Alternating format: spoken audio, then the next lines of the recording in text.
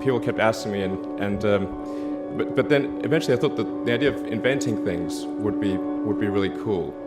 And the reason I thought that was because I read a quote from Arthur C. Clarke, which said that a sufficiently advanced technology is indistinguishable from magic, and that's really true. If you go back, say 300 years, the things that we take for granted today you'd be burned at the stake for.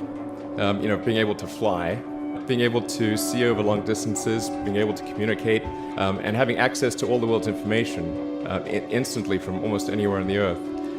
This is stuff that really would be magic, or would be considered magic in times past. In fact, I think it actually goes beyond that, because there are many things that we take for granted today that weren't even imagined in times past. They weren't even in the realm of magic. So it actually goes beyond that. So I thought, well, if I can do some of those things, basically if I can advance technology, then that's like magic, and that would be really cool. And I also had sort of a slight existential crisis, because I was trying to figure out what does it all mean? Like, what's the purpose of things? And I came to the conclusion that if we can advance the knowledge of the world, if we can do things that expand the scope and scale of consciousness, then we're better able to ask the right questions and become more enlightened, and that's really the only way forward. I think about what technology solution is necessary in order to achieve the particular goal, and then try to make as much progress in that direction as possible. I think being a multi-planet species and being out there among the stars is important for the long-term survival of humanity. But then the part that I find personally most motivating is that it creates a sense of adventure, and it makes people excited about the future.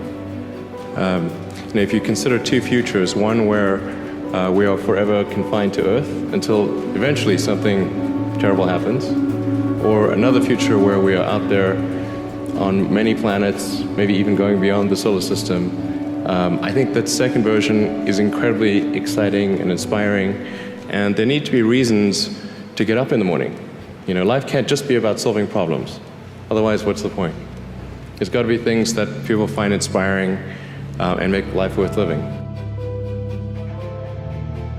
When my brother and I were starting our first company, instead of getting an apartment, we just rented a small office, and we slept on the couch.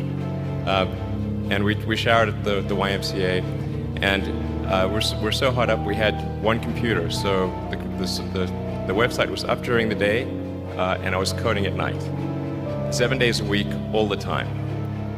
And I sort of briefly had a girlfriend in that period, and in order to be with me, she had to sleep in the office. So work hard, like every waking hour. That's the thing I would say particularly if you're starting a company. A natural human tendency is wishful thinking.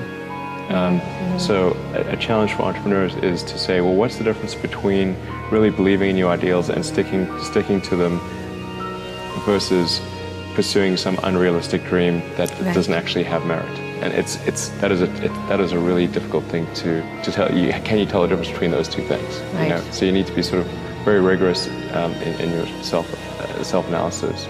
I think certainly extremely tenacious, and then just work like hell. You just have to put in 80 to 100 hour weeks every week. All those things improve the odds of success. Or how do you think about making a decision when everyone tells you this is a crazy idea? Or where do you get the internal strength to do that? Drive overrides fear. It's about believing in the future and thinking that the future will be better than the past. And I can't think of anything more exciting than going out there and being among the stars.